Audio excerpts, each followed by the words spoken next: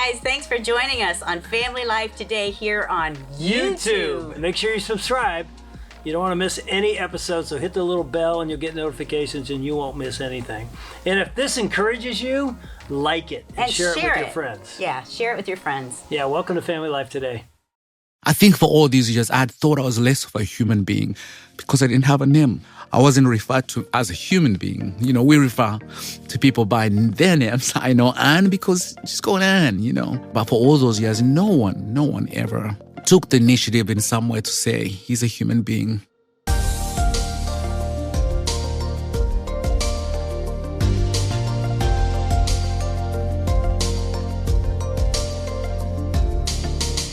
Welcome to Family Life Today, where we want to help you pursue the relationships that matter most.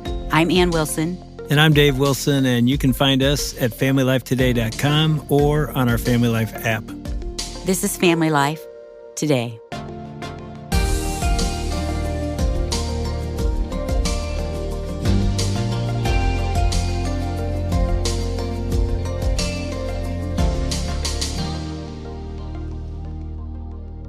So I think every young boy and girl goes on a journey to find out who they are. You know, my dad walked out of my life when I was 7 years old. I didn't realize in that moment, but I would spend the next 20 years trying to discover, who am I? I didn't have that foundation. Yeah. I think every person has that journey.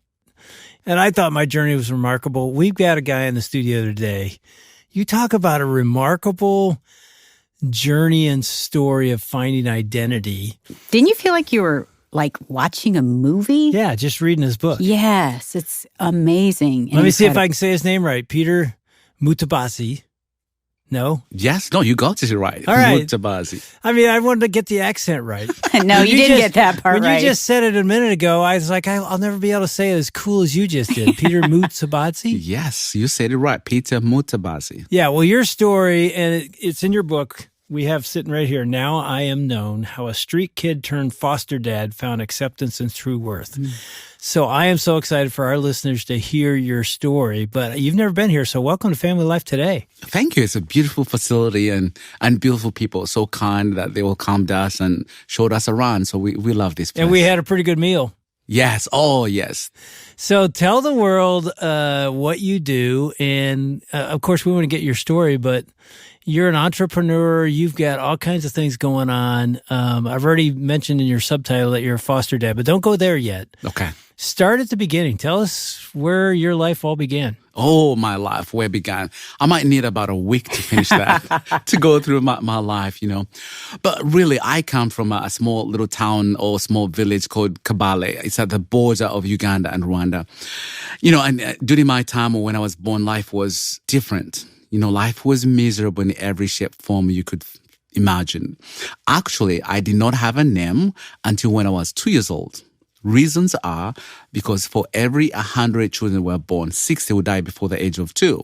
So moms were afraid to give kids names because they weren't sure they will make it. So once I made it at 2, my mom named me Habyarimana, which means a gift given to me by God. So that's what it means. So that's kind of the world that I come from, that from birth, you didn't know you make it, you know? I mean, do you remember not having a name, or you're too young? I was too young. I don't remember. But you were told they waited till you were 2 years old. 2 years old, you know. And people ask me, so what did they call you? Well, I was called the boy, you know, the boy, and because I was the oldest boy, and that's how long it took for me to get a name, you know. So you can imagine for every mother in that community, for every mother in that village, to not, you know, to be pregnant, but you can't tell people because you're not sure, will they survive? Will they make it? And that was me. And then, of course, I think I began to realize that life was different at the age of 3, 4, because at 3 and 4, I would go fetch water about 3 miles away. You know, think about at 4 years old with the other 4 little year olds and 5-year-olds, you trek through the village to go get water because your family did not have clean water. No other adults went with you? Well, most of the time they were also doing something else. So my mom would be in the garden. She wouldn't come, you know, she's digging in the garden to produce and food what would so you she can carry feed it us. in? In a jerry can, you know, it's a little small, like a 1-gallon jerry can. You know, we call them That's plastic. heavy. Yeah, it is heavy. For a 4-year-old. Yes, it is heavy. And where was you're your walking dad? how far? 2 miles? 3 miles Look at us away. asking all I these know. questions on top of 3 each miles other. away. 3 miles there and then 3 miles back. 6 miles back, yeah. 6-mile walk in bare feet? Bare feet, no shoes, nothing, And you did this every day, So think about, like, I never had a childhood because your childhood was spent looking for those small family needs that you had to meet at the age of 4. So I'd go get water, and that was for drinking. Was it clean water? Because when we've been in Africa and helping dig wells, often they would go and get dirty water, diseased water. Yes, but this wasn't clean, but it was in a level of cleanliness. Clean enough. It was clean enough to drink because it was coming through the streams on top of the mountain. So that meant it had less of bacteria. So that's what we would drink. But then the rest would, to use for our clothes or washing utensils, would use water that animals drink from, cows and anything else. So at the age of 4, I could do all that. But also my dad wasn't there because sometimes I think in some tribes, men don't get to participate in today's life of our family. Or he was working somewhere else, so he wasn't at home in so many ways.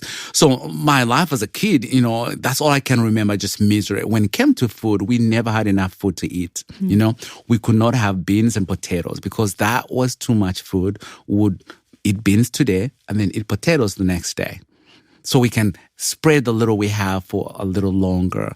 So that was really my life. I had my mom and my dad, but they never told me to dream. No one ever said, Peter, one day you be a teacher or dream to be something, because there was nothing around us that really gave us the glimpse of hope. You were just surviving every day. Absolutely. But if you're a mother and you can't feed your child for a day, how do you tell them to dream? How do you tell them there's a future for you when you can't see it for yourself? Yeah. But neither can you see it for anyone else. And it wasn't just my family. It was everyone around you, So you're surrounded by hopelessness, but all you think is that. There's nothing else you could imagine. Did you go to school?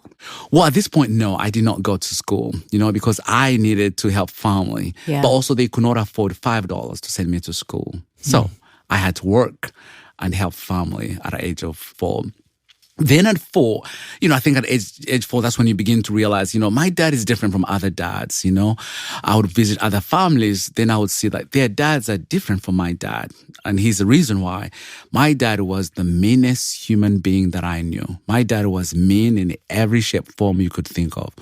Towards me as a son, but also to my mother as well. So I saw the worst rage you could think of. As kids, we work so hard to please our parents, You go fetch water, you bring it, and you hope your dad is going to say, that was good job. For me, I never had one kind word from my dad. This is what I had from my dad every day. You'll never amount to anything. You're good for nothing. You're stupid. There's no hope for you. And I wish you were never born so I never had to feed you. Oh, Peter, those are just death words, curse words. Exactly. They're just Every day. every day. You say that to your siblings too? And to my mother as well. Every day. Every day. So think about you're at the age of 4 and that's all you hear from your father. How do you dream? How do you hope there's tomorrow for you when someone says, I wish you were never born so I don't have to feed you? So that meant the food we had sometimes was at his mercy. He chooses to buy that food. So as a kid, there's no way I could hope. There's no way I could dream to have tomorrow because today was worse enough that I did not want to go through it the next day. But you knew it's going to be the next day, the next week, Every single day, just repeat. So you must have thought nothing of yourself. I think in my head too, I trained myself to not even be hopeful. Yeah. You didn't want to dream or think about that there could be a better life for you. For me, no, not at all. Was your mom loving? Yes, mom was the most loving human being that I know. She did the best she could, but when you're getting abused every day, but your mom gets the same thing, it's hard to protect your little ones when you cannot protect yourself. To this day, I can remember that our mom spent more time in our room because she was hiding from my dad. So I know that she loved us. I know that she did everything she could so we could make it in life. When I started school, so every time I needed a book, I could not ask my dad. I could not go to my dad and say, can I have a book? But I would go to my mom and say, hey, mom, the book ran out. Is there where I could have another one? And my mom would go, but she would be the one to get the beatings first because I asked the book, or because I asked the notebook. So in some way, he would beat her for that? Because she would get you a book. Because she would get me a book, or she would ask on my behalf to get a book. So she would get the abuse on my behalf, So I know she loved me in every shape, form you can imagine. But at the same time, I think as the oldest kids, we, who go through that, we want to protect our mothers, but we're too tiny, you're too small to do so. That sometimes I think I took the guilt on me. Like maybe had I not asked the food, she would not have done that. Had I not asked for a book, she would not have got those beatings in some way. That as a kid, you just didn't know what to do. And with my dad's anger, you just didn't know when, what time. It was any time, any day. What did you feel about him? Did you hate him? Did you resent him? Or was that just normal because you knew nothing different? No, I hated him, you know. But as a little boy, you what do? To me, he seemed like a giant in every shape, form. And there was nothing I can do, but I hated him in every shape, form you could imagine. Yeah. So that was what age? 4 or 5. 4 or 5. 4 or 5. So what happened? I mean, it sounds like this is a horrible story that's never going to get any better. Oh, no, And of course, I think as we get older, we get to understand abuse even deeper, So as I got 8, as I got, 9, I understood that, hey, this man is likely to take my life one day. And you're just waiting. When will that happen? But at 10, one day, I think I woke up and I said, look, to give my dad an opportunity to kill me is not fair to me. That I would rather give it to someone else. To me was, I would rather die in the hands of another stranger than my own dad. Because giving him the opportunity to kill me, I didn't want him to cry over my dead body in my head. As a 10-year-old, that's what I thought. 10 years old. To let my dad kill me is giving him joy. So I am not going to do that. So one day I woke up and I went to the bus station. I had never been 20 miles away from my village. And I went to the bus station. I asked the lady, I said, which bus goes the farthest? This is like 3 a.m. Did you walk to the bus station? Yes, I walked to the bus station. It was about 4 or 5 miles away. And I asked the lady which one. And the reason why I asked which one, I wanted to make sure that I go as far as I could. Yeah. Like he could never get to me. Did you have money? Yes, I had some money. As a little kid, I think I've always been really, entrepreneur in some way. So I had money and I always kept it in my shorts hem. How did you make your money? Well, sometimes I would sell nuts, small little nuts or sugarcane. That's what I would sell. But I would keep it. I've always been frugal. So I would keep it just one day. If I need it, I can use it. Or if one day my mom needs it, I can give it to my mom. So that's how I had that money. So when I went to the bus station, I had enough for one ticket one way. So I got on that bus and I ran, and I can remember I had never been that far, and I was so worried that my dad wasn't going to come. So every car that passed by, I would hold on that bus so hard and hide under the chair. But also every time the bus stopped, I would try to stop it. As a 10-year-old, I thought I had the strength to stop the bus. So I was trying so hard. But of course, it stopped. But along the way, it took about 16 hours and I ended up in Kampala. But every moment took that long, but every hour I always thought he is right here and he's going to find me and he's going to kill me. But I made it to Kampala. So you're 16 hours away. 16 hours away, 500 miles away. Yeah. And you're still thinking he's going to find you. Yes. That's the fear. When our abusers instill that in our mind and body, that even when they're not there, Did your mom know you were going to leave? No, I did not tell anyone. No. I'm so sorry. I'm thinking about how many years of fear and dread you would wake up with. Like, that's so sad. I'm sorry that you went through that. So now you've run away. You're in a new city you've never been to before. 10 years old. Yeah, how are you going to survive? And I don't speak the language. They speak a different language, So I'm in this city. But, where the bus stops, in Africa, the bus stops all stop in one spot. So you have hundreds of people. So I saw other kids who looked like me. They were cleaning up. They were gathering things. So I thought, it's better maybe to introduce myself or get to know these people. And one of them, for some reason, he saw me and he just said, hey, hey, come over, hang out with us. And right there and then I knew I had found family, Really? They were dirty. They spoke different languages, but we would communicate in some ways. Did they have parents? No, they were also street kids, and that's when I realized that, oh, okay, my life is going to be a street kid. And that's when I became a street kid. But it was better than your beatings? Oh, I mean, it was hard and harsher. At home, I was dreaming of, having another day. On the streets, you're dreaming, will I have a next hour? Because you had to survive hour by hour, that you didn't know what was coming. And you were sleeping under cars. Under the bridges. But it was better because there were strangers who were abusing us. They were not my family, So I think that was the difference. Getting abused from someone I didn't know, it was acceptable in some way than my own father in a way. And that's how I made it on the streets of Kampala. So what happens? I mean, here we are. You're on the streets. You're 10 years old. There's still evil going on in your life. Absolutely, yeah. So on the streets, I think this time I had resigned on life. Like in some way, like if I die today, I don't care, But as street kids, we learned how to survive. We knew to be productive. We knew how to really make ourselves useful in some way. And our job was to always help people who needed help or who were lifting things that were heavy, especially food. Because it was easier to steal a banana and a potato while you're helping someone than take it. So they knew, hey, I gave you cheap labor, I get a reward.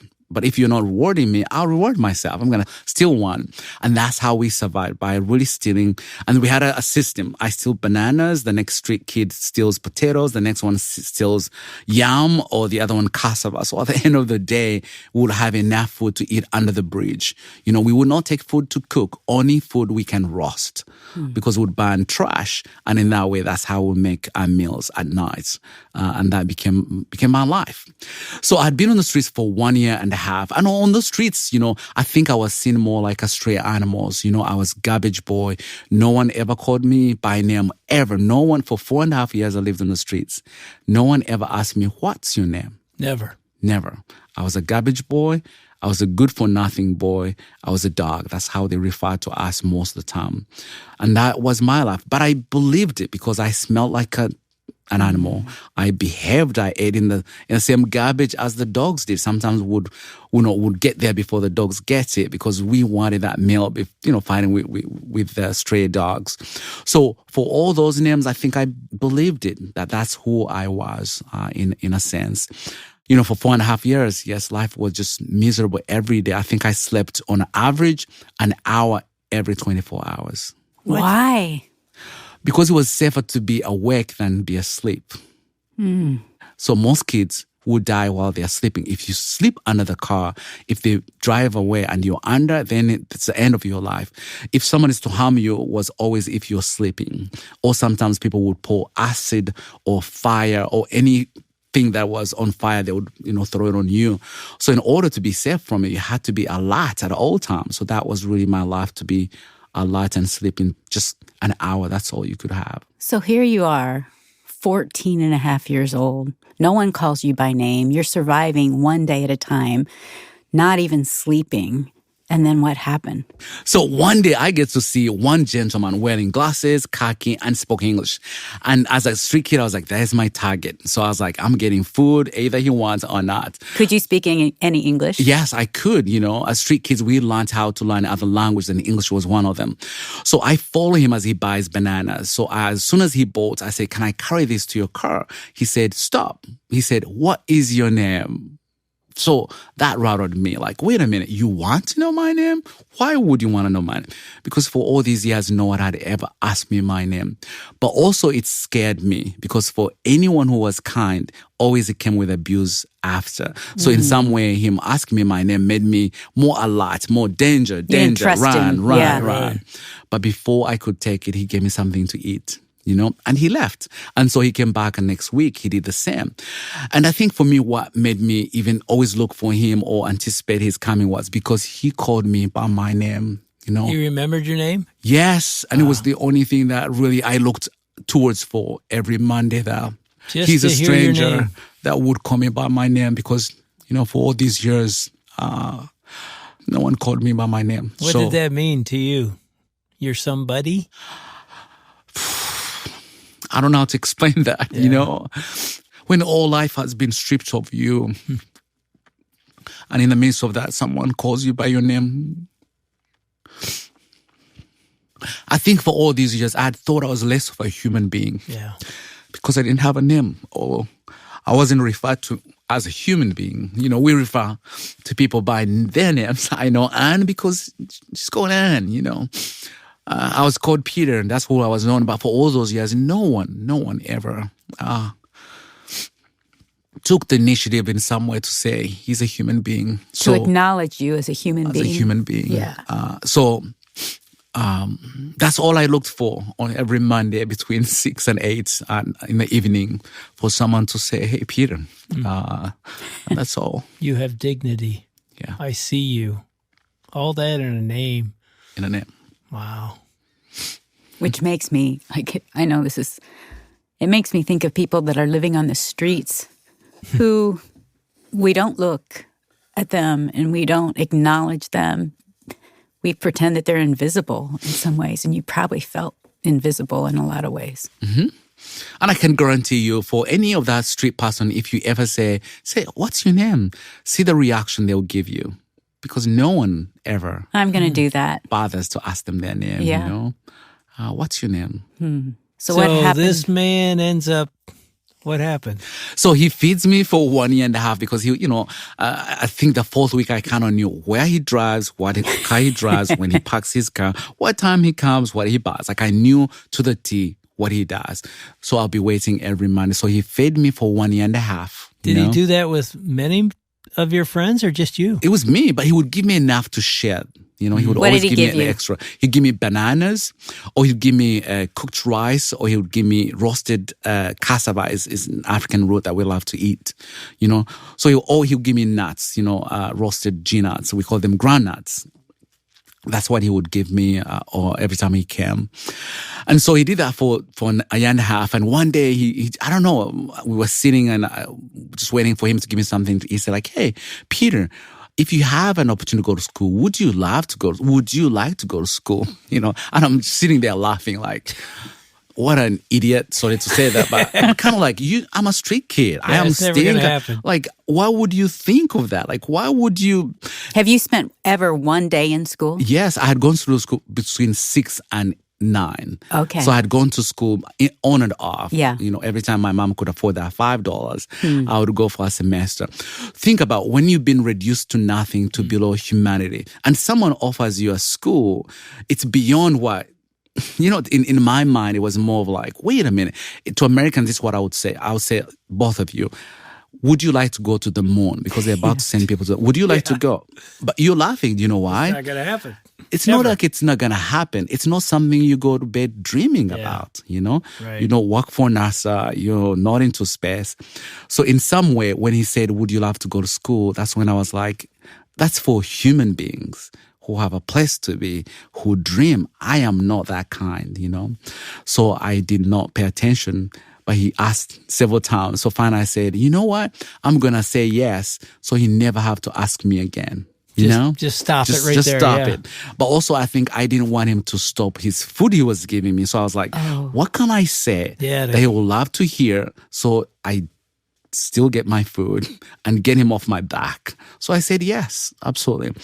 And so he said, okay. So he came back, and a week later, he brought me clothes, but he made a mistake. He asked me to go take a shower. As a street kid, I didn't bathe. I waited for God's rain to come. That's when I would shower. So for him saying, go clean up, to me, I felt like he was being arrogant. Like, don't you know where? Like, where would I go? So I said, no. So he came back 2 weeks later. He said, go clean up. Clean up was, and I understood what that meant, because I can go wash my face and come back. So I went to the store, cleaned my face and came back, and he gave me clothes to wear, and he took me to school. But before he took me to school, he said, hey, when we go to school, it's a boarding school, and you're going to have lunch, dinner, and breakfast. Literally, I was like, that can't be true. Like, how many meals were you eating a day? We ate when we could at 3 a.m, It was rare to have a real meal. It was more of, how do I survive? if someone was lucky, I would give it to you and you get to share with your other. So it wasn't something you count on. At this point, did you know this man's name? Did you know anything about him? No, I didn't know. I did not want to know his name. Yeah.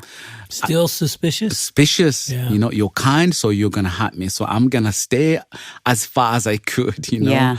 But towards school, I kind of knew his name. So then once he mentioned food, I was like, okay. I think from then, I didn't really think about school. I was about food. That can't be true. Food. And finally, he came and took me to school.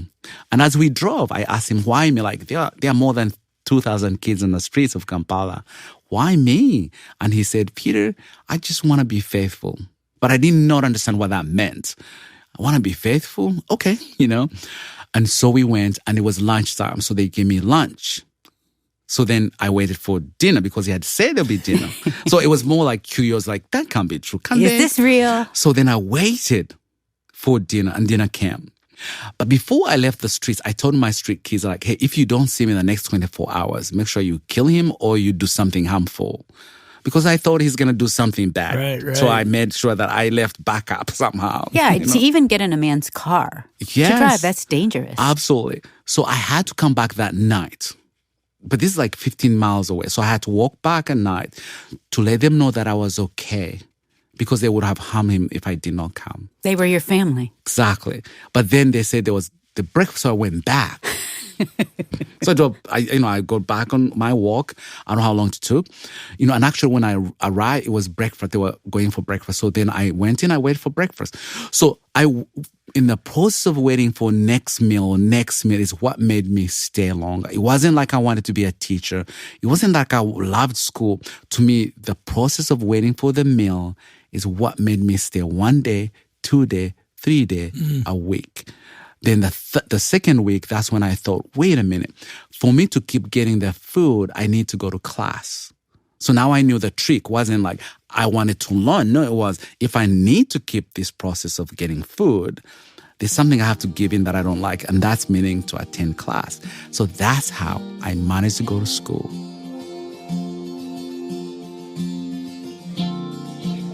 We'll hear a few takeaways from Dave and Ann in just a minute. But first, Peter's book is called Now I Am Known: How a Street Kid Turned Foster Dad Found Acceptance and True Worth. You can get a copy at FamilyLifeToday.com. Well, Peter's story today brings our hearts back to our mission for godly families. As our valued listeners, you are the backbone of our mission. Just wanted to remind you, when you join us financially as a monthly partner, you can explore all the subjects we talk about here on Family Life Today. You can live on mission with early access to new products, special live events, resources to share, as well as membership in our exclusive social media groups. You can partner financially online at FamilyLifeToday.com or by calling 800-358-6329. That's 800-F as in family, L as in life, and then the word today. And when you do give today, we want to send you a copy of Tim Muehlhoff's book, Eyes to See. Tim was a guest earlier this week on Family Life Today. It's our thanks to you when you partner financially with us today. Again, you can find us at FamilyLifeToday.com. Okay, here's Dave and Ann with a few takeaways from today's conversation. There's so much more to the I story, know. and we're out of time, so you got to come back tomorrow and listen to the rest of the story. Here's one takeaway for me: the power of a name. Mm-hmm. Power of a name. You teared up, we teared up when you talked about him saying your name, and it's just so, it's our identity. It says we have dignity when somebody says our name. And I would say, too, that I'm listening to this thinking like, oh, Jesus already knew your name. Yes. He had already called you, and he had put people in your path because he had a hope and a future for you.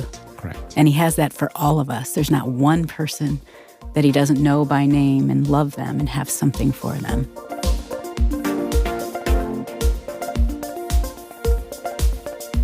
Now, tomorrow on Family Life Today, Dave and Ann Wilson continue the story with Peter Mutabazi about how the true power of turning his life around was found through being affirmed by those around him.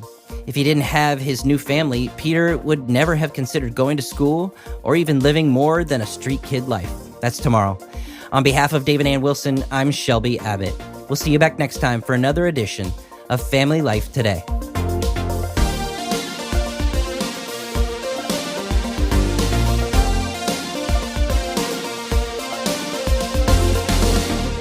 Family Life Today is a production of Family Life, a crew ministry, helping you pursue the relationships that matter most.